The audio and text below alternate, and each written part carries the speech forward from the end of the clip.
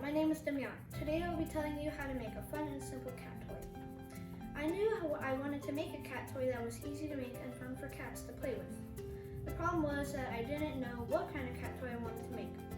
I looked at different cat toys to get an idea of current designs. To develop a possible solution, I began by thinking about the size of the cat toy and decided that it should be something small my cats could play with. I wanted to add catnip and cat treats inside the toy, so I knew it had to be hollow inside.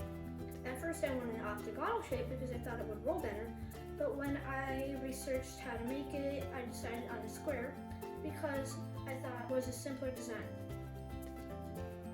The sides would have to have holes in them to let the smell come out. I designed my cat toy by drawing it on a cardboard.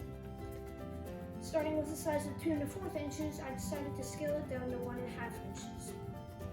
I built a prototype and put catnip in it. During the testing phase, the catnip fell out of the holes. Catnip falling out of the holes was not a good thing, so I came up with 3 possible solutions. 1. A small cloth bag. 2. Smaller holes. Or 3. Just use big cat treats. I am going to try using a small cloth bag. Eventually my cat destroyed the box, which was not a problem because that meant that the holes releasing catnip smell were working. Let's begin making the cat toy. First, get or cut a piece of cardboard that is 6 inches by 4 1/2 inches. Get a standard hole puncher, a pair of scissors, a ruler, a pen and pencil, cat treats and or catnip, and a hot glue gun.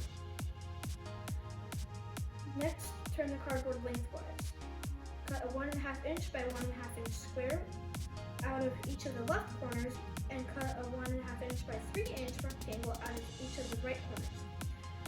Between the ends of the cardboard lengthwise and widthwise, draw lines at 1 1/2 inch intervals.